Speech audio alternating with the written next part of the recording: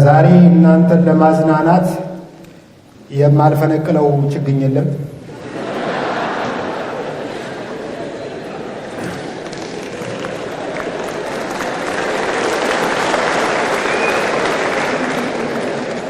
አንዳንዴ ሳስበው እንደየዘመኑ ሁኔታ ማሻሻያ የሚያስፈልጋቸው ብዙ አባባሎችና ተረቶች ያሉ ይመስለኛል።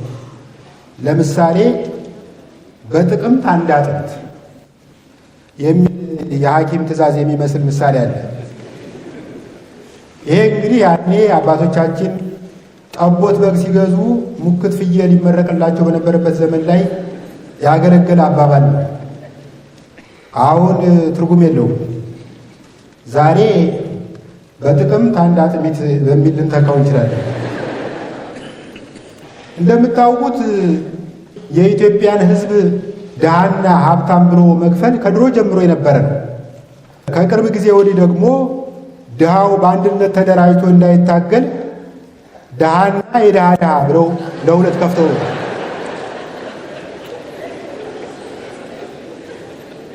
የገንዘብ ሚኒስተር ሁለቱን የሚለያይበት የራሱ መስፈርት ይኖረዋል። የእኔም መስፈርት ብትጠይቁኝ ዛሬ ለዚህ ሾው ቪአይፒ ትኬት መቁረጥ የተሳነው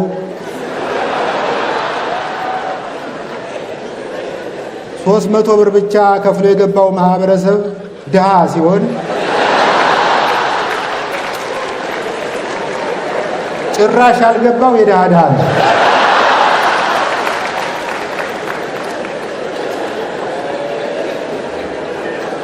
ትዝ ካላችሁ ያን ሰሞን መጠነ ሰፊ የስንዴ አዝመራ በኢትዮጵያ ቴሌቪዥን መታየት ጀምሮ ነበር እና ብዙዎቻችን ዘንድሮ በአምባሻና በድፎ ጢባጢቤ ልንጫወት ነው እያሉ ተስፋ ማድረግ ጀመርን።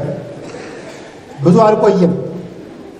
ኢትዮጵያ ያመረተችውን ስንዴ ወደ ኬንያ ኤክስፖርት ልታደርግ ተፈራርማለች የሚል ሰበር ዜና ወገባችንን ሰበረው። እምገርም ነው፣ እምደንቅ ነው። ለነገሩ ያኔ ባለስልጣኖች በየማሳው እንደ ወፍ ማስፈራሪያ እየቆሙ ፎቶ ሲነሱ አላማረኝም ነበር። የሚገርማችሁ ዜናው በወጣ ማግስት የሆነ ከአማኑኤል ሆስፒታል የተቀነሰ ኦቨር ኳሊፋይድ እብድ ከመሐሙድ ሙዚቃ ቤት ፊት ለፊት ቆሞ ምን እያለ ሲያንጎራጉር ሰማሁት መሰላችሁ? ኬንያዎች በሉሽ አንቺ አገሬስ እንዴ ከተራብነው በላይ ተርቧል እንዴ። አንድ ቆንጆ ምላስ ያለው በእኔ ላይ የሚጨክን ለመንግስት የሚራራ ጓደኛ አለኝ እና ይሄን ስነግረው ስንዴው ይገርምሃል፣ ዋጋ የምታወጣው ከሆነ አንተንም ኤክስፖርት እናደርጋለን፣ ምን አባት አመጣለህ አለኝ። የኤክስፖርቱን ዜና በሰማው ማግስት ደግሞ ስንዴ ጫነች የዩክሬን መርከብ ወደ ኢትዮጵያ እየገሰገሰች ነው የሚል ሰበር ዜና ሰማሁ። ይህንንስ እንዴት እናስታርቀው ጀለስ ስለው ተረጋጋ ጁንታው፣ ዩክሬኖች የላኩት ስንዴ እርዳታ አይደለም፣ በቅርቡ ወደ ኢትዮጵያ መሰደዳቸው ስለማይቀር አስቀድመው ቀለባቸውን ማሸሻቸው ነው።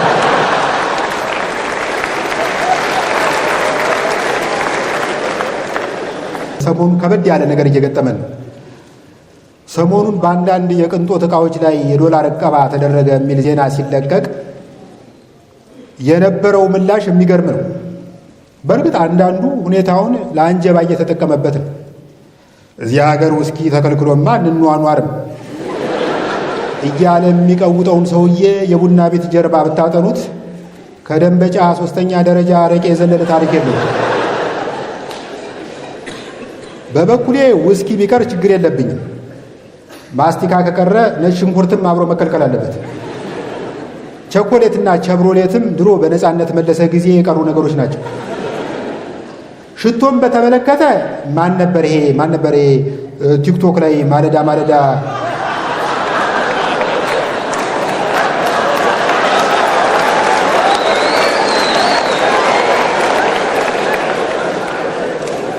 ማን ነበረ ቲክቶክ ላይ ማለዳ ሽቶ የሚጠቀመው ሳይሆን ሽቶ የሚጠመቀው ሞዴል ባለ ሀብት እሱን ይጭነቀው እንጂ እኔ ሲፈጥረኝ መላ ሰውነቴ ሉባንጃ ነው። ሜካፕ የቅንጦት ዕቃ ተብሎ መከልከሉ ግን አገሪቱ አደገኛ መስቀለኛ መንገድ ላይ መሆኗን የሚያመለክት ይመስላል። እንዴ ለብዙ እህቶቻችን ሜካፕ የቅንጦት ሳይሆን የሞት ሽረት ዕቃ እንደሆነ እናውቃለን። ከፈለገ ምግብ ለምን ጥንቅር ብሎ አይቀርም? ከፍትፍቱ ፊቱ ይባላል። እኔ ግን እላለሁ ያለ ቅመም ፍትፍቱ ያለ ፓውደር ፊቱ ትንሽ የሚከብድ ይመስለኛል። በዚህ ምድር ላይ ካልተቀባባ አትጠባበስም፣ ካልተጠባበስ ማህበረሰብ አይቀጥልም።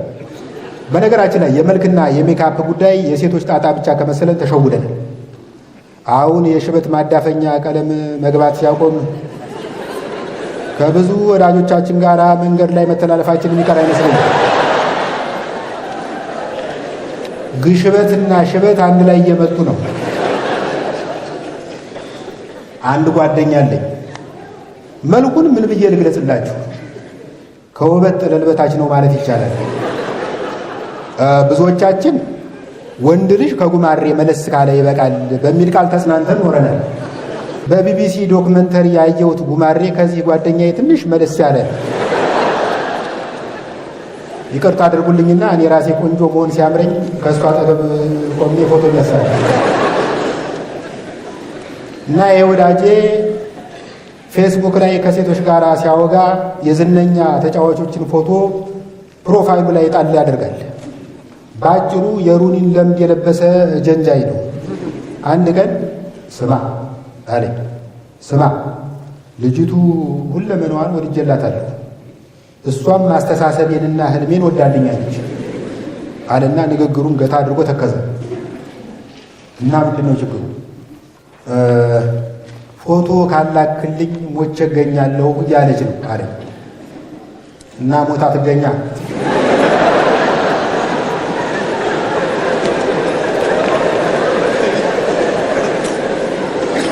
ስለው ተው እባክህ ይልቅ ደህና አድርገህ አንሳኝና ልስደድላት አለና ስልኩን አቀበለኝ። ስልኩን አቀብሎኝም እንደ ዱላ ቅብብል ሯጭ ፈንጠር ብሎ ቆመ። ከዛ ያነሳሁትን አየና አይ ይሄ እንኳን ሰልፍ መሰለ፣ ትንሽ ራቅ ብለህ ታነሰኛ ይሻል።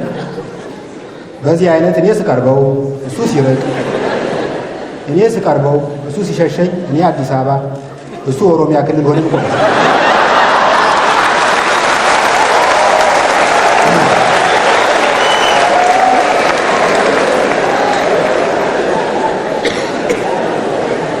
እና ካሜራውን እንደገና አቀባብሎ ሰጠኝና አካባቢውን በሰፊው አስገባውና እኔን ለአመድ ያህል መሀል ላይ ጣል አድርገኝ።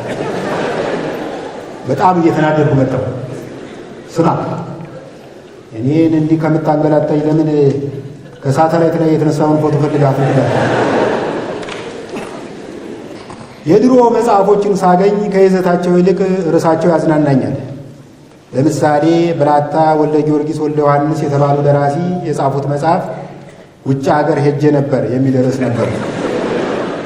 ውጭ ሀገር ሄጄ ነበር ሪፖርት ነው ጉራ ነው በሚለው ላይ አሁንም ምርምር እያደረኩ ነው። እኔም እንግዲህ በየመካከሉ አሜሪካ ሳለሁ እያልሁ ስለማዘጋችሁ በቂ የስነ ልቦና ዝግጅት እንዳይለያችሁ። አሜሪካ እያለሁ በጣም ሸንቀጥ ያልኩ ነበር። የሆዴን ቅርጽ ራሱ ብታዩት ከላይ እንዲህ ሆኖ ወደ ጎን ደግሞ እንደዚህ እንደዚህ እንደዚህ ተሰምሮ ምን ልበላቸው የሆነ ከስጋና ከጅማት የተሰራ የባቡር ሀዲድ ነበር የሚመስለው። እዚህ ሀገር ስመጣ ያም ሲጋብዘኝ ስበላ፣ ያም ሲጋብዘኝ ስጠቀጥቅ ተነፋፋሁ፣ እንደ ራሽያ ወደ ጎን ተስፋፋ። በነገራችን ላይ ቦርጭ በአግባቡና በደረቡ ሲሆን ጸጋ ነው። በሲክስ ፓክ ላይ ቦርጭ መደረብ ግን በራስ ላይ እጅግ አሰቃቂ ወንጀል እንደመፈጸም ነው።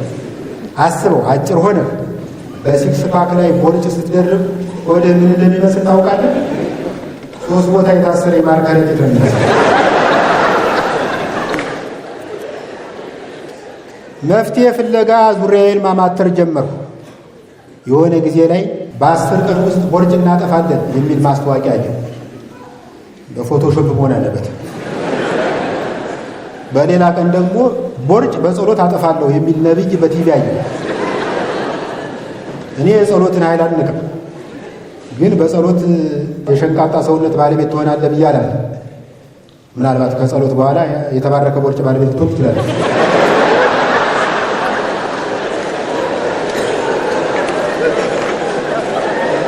የሚገርማችሁ ጅም ተመዘገበ።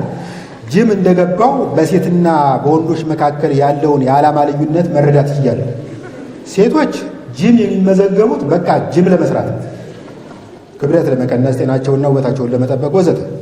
የሚገርመኝ የጂሙ መልበሻ ክፍል ገብተው ከቦርሳቸው ውስጥ 4 ግብዳ የታሸገ ውሃ፣ የፈረስቴድ ሳጥን፣ መለስተኛ ሚዛን፣ የቦርጭ መስለቢያ ዝናርና የመሳሰሉት ነገሮች ያወጣሉ። አንዳንዴ ሳስበው የሴቶች ቦርሳና የኢትዮጵያ ሕዝብ የማይችለው ነገር የለም።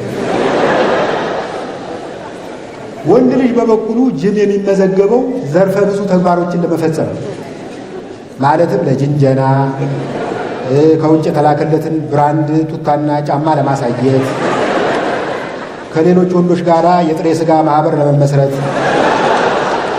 እና እግረ መንገዱን ስፖርት ለመስራት ነው። በጅንጀናው ላይ ከወንደላጤዎች በላይ ባለትዳሮች በንቃት ይሳተፋሉ። አንዳንዴ ሳስበው ባለትዳር ወንዶች ለወንደላጤዎች ያላቸው ግምት ከመጠን በላይ ተጋነነ ይመስለኛል። እኔ እዚህ በአንድ ሴት ተወስኜ እሱ ቺክ እየለዋወጠ ይከካል ብለው በልባቸው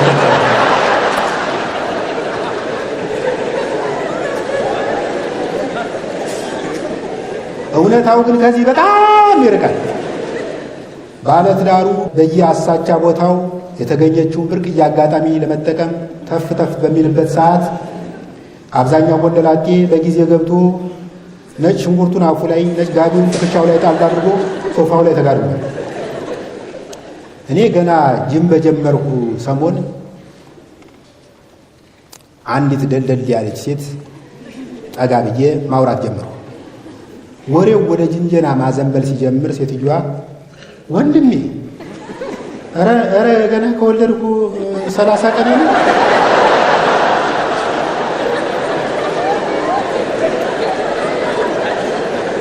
ዓላማ ምንድን ነው? ዓላማዬ የልጁ ክርስትና አባት ነው።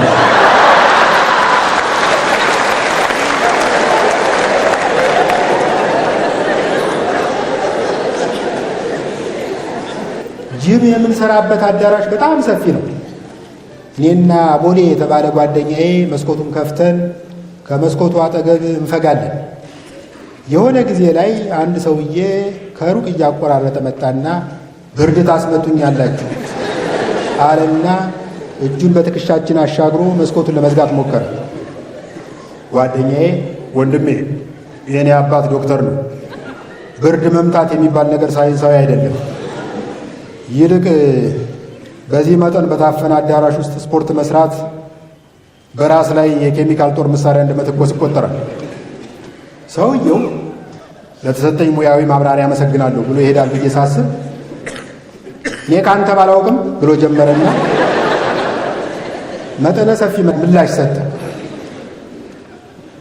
እኔ ካንተ ባላውቅም ብሎ መጀመር የትህትና አነጋገር ይመስለኝ ነበር። በእርግጥም አንድ ሰው ፒኤችዲውን ከሃርቫርድ ዩኒቨርሲቲ ሰርቶ የጥናትና የምርምር ጽሑፍ አሳትሞ እኔ ካንተ ባላውቅም ብሎ ከጀመረ ትህትና ነው። አንድ ሰው ከ3ኛ ክፍል አቋርጦ እኔ ካንተ ባላውቅም ብሎ ከጀመረ ግን ኑዛዜ ነው። ሰውየው ችክ እያለ ሲመጣ ጓደኛዬ እየተናደደ መጣ። ስማ፣ አሁን የተናገርከው ከሳይንስ ጋር ያለህን ስር የሰደደ ጠብ የሚያሳይ ነው። ዶክተር አብይ እንዳንተ ያሉ ሰዎች መኖራቸውን ቢያውቅ ከሳይንስ ሙዚየሙ ጎን የሳይንስ መካነ መቃብር ይገነባ ነው። አሁን ይህ መስኮት ይከፈታል ብለናል፣ ይከፈታል። እምቢ ካልክ ምርጫ ያንተ ነው። እንደኔ እኛ ተጋግዘን ከምንመታ ብርድ ቢመታ ይሻላል። ብዙም ሳልቆይ ጂሙን ተውኩትና ወክ ማድረግ ወሰንኩ። እኛ ሰፈር እንደ ብዙ የአዲስ አበባ ሰፈሮች ለወክ የተመቸ አይደለም። አስፋልት አለ። ከአስፋልቱ ዳር የምታገኘው የእግረኛ መንገድ ሳይሆን የሆነ ሀብታም ሰው ግቢ ነው። እየተራመድክ ድንገት ከፊት ለፊት ሲኖትራክ ከመጣብህ ዘል ሀብታሙ ቤት ትገባለህ። ከመኪና አደጋው ብታመልጥ ዘበኛው ይገላል። አሳቻ መንገድ ላይ በእግር መሄድ ብዙ አደጋ ያጋጥሟል። ከጥቂት ሳምንታት በፊት አድዋ ድልድይ አካባቢ ወክ እያደረኩ ሳለ አንድ ጎረምሳ በሞተር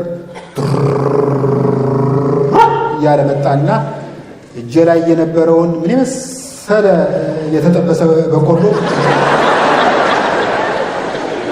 ሞጭለፍ አርጎ ተፈተለለ። እንዴ ለበቆሎ ጥብስ ይሄኛል ስለው ለዛሬ ልምምድ ላይ ስለሆነ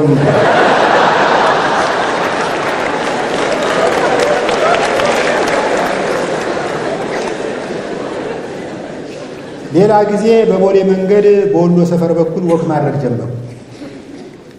መንገዱ ለወክ የተመቸ ነው። ይሁን እንጂ የሕዝብ አቴንሽን ላለመሳብ ብዬ ማስክ አድርጌ መራመድ ጀመሩ። 10 ደቂቃ ከተራመድኩ በኋላ ግን የሆነ አቴንሽን ናፈቀኝ። ማስኩን አወለኩና መራመዴን ቀጠሉ። የሆነ ቦታ ስደርስ ቆሙ። ብዙ ሳይቆይ የሲቪል ልብስ የለበሰ ሲቪል ሰው እየመጡ አጠገቤ ቆመ።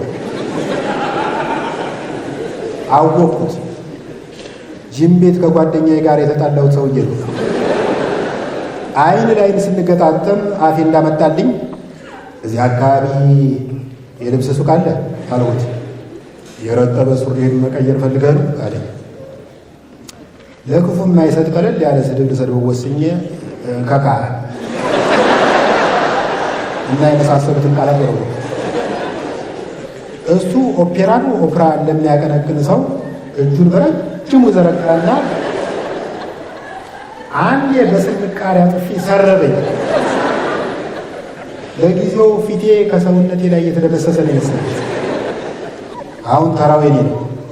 እንደ ሜሲ ብድግ አልኩና አንዴ በቴስታ እምብርት ላይ ገባሁ።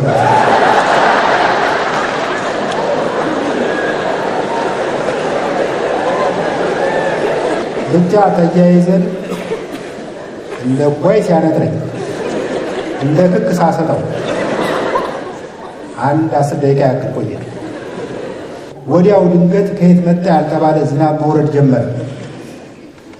የምህረት ዝናብ። ለካ ገላጋይ አተን ነው እንጂ ሁለታችንም ድብድቡን የሆነ ቦታ ላይ ማቋረጥ ፈልገናል። ለቀቀኝ፣ ለቀኩት። ከዝናቡ መጠለያ የምንፈልግ አስመስለን በየተቃራኒው አቅጣጫ ለመሮጥ ተዘጋጀ። ወዲያው ግን ድንገት ከመንገዱ ዳር ሆና ድብድባችንን በተመስጦ ስትከታተል የነበረች ፓርኪንግ የምትሰራ ሴት ቆይ አንዴ አለችና ለሁለት ሰው የሚበቃ ግብዳ ጃንጥላ ይዛ ግን እየሮጠች ነበር። እመለሳለሁ። አመሰግናለሁ።